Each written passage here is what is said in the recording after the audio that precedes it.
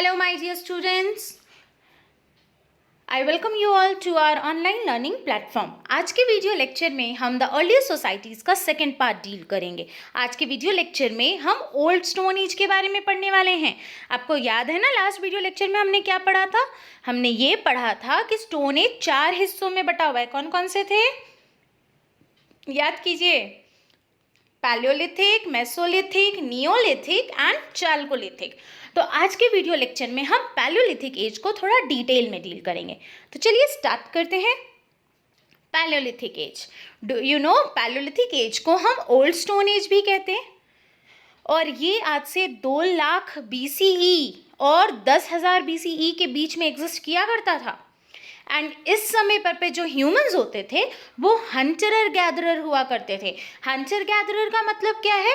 उन्हें खाना बनाना नहीं आता था. वो बस क्या करते थे? जानवरों का शिकार करते थे और शिकार करके उनको कच्चे खा जाते थे. हाँ, कच्चा, बिना कुछ पकाए वकाए, क्योंकि उस समय आग तो था ही नहीं. आग तो बाद में आया है. और या तो वो ऐसे ही खा जाते थे और नहीं तो पेड़ वेड़ जंगली जो भी फल फूल है उसको तोड़ के खा जाया करते थे. ठीक है. और एक चीज़ और बताती हूँ, शुरुआती दौर में तो ये लोग अकेले अकेले रहते थे, बट पैलियोलिथिक के समय ही इन लोगों ने ग्रुप में रहना सीख लिया और हर जगह ग्रुप में जाने लगे ताकि खाना और घर का इंतज़ाम कर सके.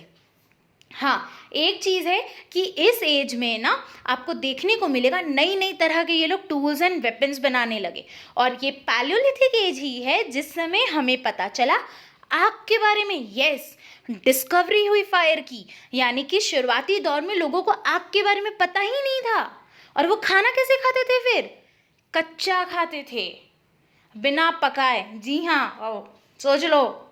बस ये पैलियोलिथिक की एज है जब फायर की डिस्कवरी हुई. वो भी बेचारी गलती से हो गई थी. अब गलती से कैसे हुई थी तो ये हम लोग बाद में देखेंगे. ठीक है.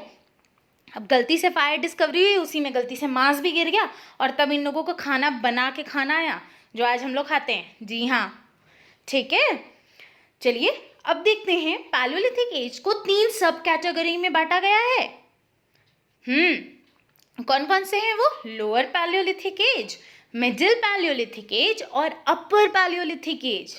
तो चलिए ज़रा इनके बारे जाने थोड़ा सा. Lower palaeolithic age. Lower palaeolithic age जो है ये उस ज़माने में था जिस समय ना पूरी धरती पे बस बर्फ़ ही बर्फ़ हुआ करता था. हाँ, सिर्फ बर्फ़. और बहुत ठंडा हुआ करता था. तो भी लोग नंगे रहते थे. हाँ, उस समय और कोई रास्ता नहीं ना था, कपड़े तो थे ही नहीं, तो नंगे ही रहना पड़ता था. अब पता है आपको, इस एज को इसीलिए आइस एज के नाम से भी जानते हैं. अच्छा, टूल्स क्या यूज़ करते थे लोग? तो ये लोग ना हैंड एक्स यूज़ करते थे. हाथ में चलाने वाला होता, वो स्टोन से ही बना हुआ रहता था, एक्स शेप का. और इसी से ये लोग पेड़ भी काटते थे और जानवरों को भी शिकार करते थे. देखो ना, ड्राइंग दिख रही है ना, ये चॉपर्स हैं.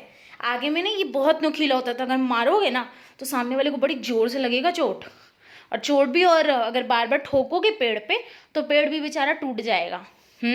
ऐसे होता था. ट्राई कर लो आप लोग. चलो खुद से एक बार ही नुकीला पत्थर बनाओ और कोशिश करो कुछ तोड़ने का. टूटता है कि नहीं? चलिए, हमें लोअर पैलियोलिथिक एज के बारे में पता कहाँ से चलता है? तो एक्चुअली हुआ क्या है, जब खुदाई की गई, आर्कियोलॉजिकल फाइंड याद है ना किसे कहते हैं? ज़मीन को खोद करके कुछ पता लगाना. यस. तो जब खुदाई की गई पंजाब के सोन वैली रीजन में, ये पंजाब जो है ना वो इंडिया में नहीं है, ये पंजाब का हिस्सा पाकिस्तान में है. तो वहाँ पे जब खुदाई की तो ज़मीन के नीचे से कुछ टूल्स मिले जो कि माना जाता है कि इतनी ही पुराने और इसी एज को बिलोंग करते हैं. वैसे ही नर्मदा नदी के बैंक पे भी मिले कुछ टूल्स. और ऐसे ही सिमिलर टूल्स जो हमारे इंडिया में पाए गए थे, वैसे ही टूल्स आपको वेस्टर्न एशिया, यूरोप और अफ्रीका में भी देखने को मिले, जो कि कंफर्म करते हैं कि ये एज एग्जिस्ट करता था. अब आते हैं मिडिल पैलियोलिथिक एज. तो इस समय ना फ्लेक टूल्स यूज़ होते थे. अब ये फ्लेक टूल्स क्या हैं तो वेट करो, नेक्स्ट पेज में ड्राइंग दिखाऊंगी इसकी पिक्चर में. अच्छा, फ्लेक टूल्स तो यूज़ होते ही थे, साथ में आपको पता है नीडल्स भी मिले. हाँ, सुई माना जाता है ना, मतलब वो सुई की तरह वो बोन का बना होता था, लगता था जैसे कि सुई है. तो हमारे हिस्टोरियंस का मानना है कि ज़रूर इसका इस्तेमाल किया जाता होगा. जो जानवर के स्किन और फर होते हैं ना, उससे कपड़े बना करके उसे सिया जाता होगा और उसे ही इंसान पहनते होंगे. यानी उस ज़माने के लोगों को सिलाई आ गई थी. और हाँ, ये मिडिल पैलियोलिथिक एज ही है जिस समय जो लोग हैं वो ग्रुप में रहने लगे, वरना इससे पहले वो ग्रुप में नहीं रहते थे।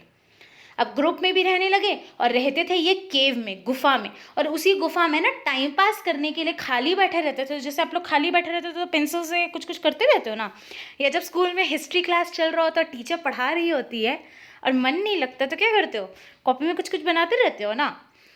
बस ऐसे ही अर्ली मैन भी थे हमारे, ये लोग अपने वॉल पे, केव वॉल्स जो थे उस पर पेंटिंग करने लगे, और ऐसे पेंटिंग्स पाए गए हैं। यस, चले जाओ भीमबेटका मध्य प्रदेश, आज भी ये पेंटिंग्स दिखेंगे। अच्छा, वैसे ही ना ज़मीन के नीचे से ना कुछ डेड बॉडीज़ भी मिली हैं जो कि इसी एज की मानी जाती है। इससे ये भी पता चल रहा है कि इस ज़माने के लोग जो हैं वो डेड बॉडीज़ को बरी करते थे, दफनाया करते थे। ठीक है, अब ये लोग टूल्स क्या क्या यूज़ करते थे, तो स्क्रैपर्स, बोरर्स, जो कि स्टोन फ्लेक्स के बने होते थे। भाई ये क्या थे, तो ये दिख रहे हैं छोटे छोटे पत्थर के टुकड़े आगे नुकीला बने हुए हैं, बस इन्हें ही फ्लेक टूल्स कहा जाता है। अब इनके बारे में कैसे पता चलता है, तो इन्हें भी हमने पाया है पंजाब पाकिस्तान का जो सोन वैली रीजन है वहीं पे, और नर्मदा बैंक के रीजन पे भी ये मिले हैं, जिससे कि इस एज के बारे में हमें कंफर्मेशन मिलती है। नाउ आते हैं अपर पैलियोलिथिक एज की ओर। अब ये वो एज है जिसको हम लोग फाइनल फेज मानते हैं आइस एज का। माना जाता है इसी एज के बाद ही हमारे यहाँ का जो क्लाइमेट है वो इम्प्रूव होने लगा और थोड़ा गर्म होने लगा, और जितना पहले एक्सट्रीमिटी था, जितनी ज़्यादा ठंड थी वो अब नहीं रही और आइस पिघल गए। ठीक है, बट इस एज में क्लाइमेट उतना गर्म नहीं हुआ था, इस एज में क्लाइमेट ठंडा ही था। ये इम्प्रूवमेंट इस एज के बाद दिखने को मिली, इसीलिए इसे फाइनल फेज कहा जाता है आइस एज का। इस समय के टूल्स तो ब्लेड और ब्यूरिन्स। देखो, आपको कहीं ना कहीं देख के लग रहा होगा कि अरे सब तो टूल एक जैसे हैं, पर नहीं हैं। अगर आप पीछे के ड्राइंग्स और अभी के ड्राइंग्स में कंपेयर करोगे तो आप पाओगे, देखो इसमें आगे जो है वो ट्रायंगुलर शेप कुछ ज़्यादा हो जा रहा है, मतलब आगे कुछ ज़्यादा नुकीला कर दिया जा रहा है, जबकि पिछले जो 2 पिक्चर्स थे उसमें उतने नुकीले नहीं किए गए थे। ठीक है, अब अपर पैलियोलिथिक एज कहाँ से कंफर्म होता है, तो ये भीमबेटका केव्स चले जाओ, ये आज भी है आपका मध्य प्रदेश में, वहाँ से हमें इस एज के बारे में जानकारी मिलती है। अब आते हैं, मैंने आपसे बात करी स्टोन टूल्स की, तो ज़रा सा जानते हैं कि ये जो स्टोन टूल्स थे ये लोग बनाते कैसे थे। तो स्टोन टूल को बनाने के लिए ना ये 2 तरीका अपनाते थे। क्या करते थे, या तो 2 पत्थर को एक दूसरे से मारते थे, एक पत्थर को एक हाथ में रखते थे और दूसरे हाथ से दूसरे पत्थर को हैमर यानी कि हथौड़े की तरह इस्तेमाल करके पहले पत्थर पे जोर जोर से मारा करते थे, और जैसा शेप चाहिए वैसा शेप दे दिया करते थे। हाँ, समझ रही हूँ, टूट भी जाता था, कोई बात नहीं, बट उनको आगे नोखी करके तोड़ना ही तो था, थोड़ा ज़्यादा समय लगता था, बट दे ट्राइड दिस। तो ये एक तरीका था, इसे हम स्टोन ऑन स्टोन टेक्निक कहते हैं। कौन सा टेक्निक कहते हैं, स्टोन ऑन स्टोन टेक्निक। वैसे ही एक और टेक्निक था जिसको हम प्रेशर फ्लेकिंग या प्रेशर फ्लिंटिंग टेक्निक कहते हैं। इस टेक्निक में होता क्या है, एक स्टोन को जो है ना एक सरफेस के ऊपर रख दिया जाता है, जैसे ड्राइंग में देखो सरफेस के ऊपर रखा हुआ एक पत्थर का टुकड़ा और एक हैमर स्टोन हाथ में पकड़ा हुआ है।